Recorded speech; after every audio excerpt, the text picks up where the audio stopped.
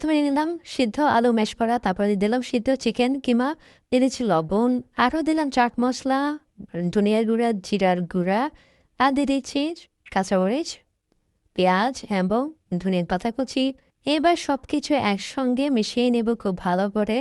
আলু এবং কিমা খুব ভালো করে মিশিয়ে নিচ্ছি মশলার সাথে। এখানে আমি চিকেনটাকে সিদ্ধ করে তারপর হাত দিয়ে চটকে নিয়েছি, তাতেই সুন্দর মসৃণ কিমা হয়ে গিয়েছে। এবার বড় সাইজের একটা পরোটা বানিয়ে নেব। তো এটার ভিতরে আমি চিকেনের পুরটাকে দিয়ে দিচ্ছি, দিয়ে খুব ভালো করে এটাকে ছড়িয়ে দিচ্ছি পুরগুলোকে।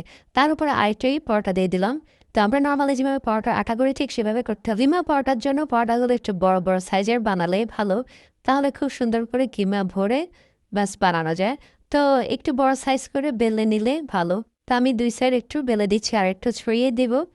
তো আমি এখানে দুটো পরোটা দিয়ে একসাথে জোড়া লাগিয়ে দিয়েছি, এটাতেই সুবিধা বেশি। তো ব্যাস একটু সুন্দর করে বেলে দিলাম, বেলে আর একটু পাতলা করে নিলাম। এবার বড় সাইজের একটা পরোটা হয়ে গেল কিমা পরোটা। তো তাওয়া গরম হয়ে গেলে দিয়ে দিলাম। তো দিয়ে একটা সাইড একটু হয়ে আসলে আবার একটা সাইড উল্টে দিব। তারপর আমি ঘি দিয়ে দিলাম, ঘি দিয়ে দুপাশ লাল লাল করে ভেজে নিব, মচমচে হয়।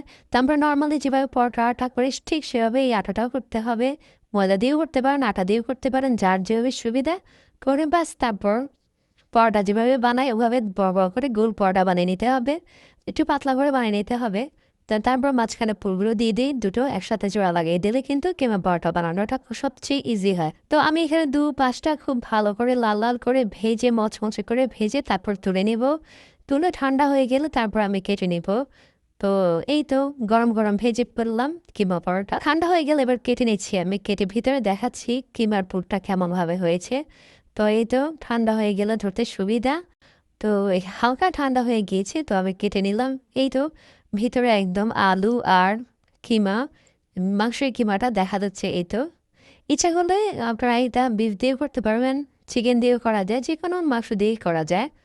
তো ভিতরে আলু আছে, তারপরে চিকেনও আছে। তো আলু পরোটাও খাওয়া হয়ে গেল এবং কিমা পরোটাও খাওয়া হয়ে গেল, দুটাই কিন্তু একসাথে খাওয়া হয়ে গেল।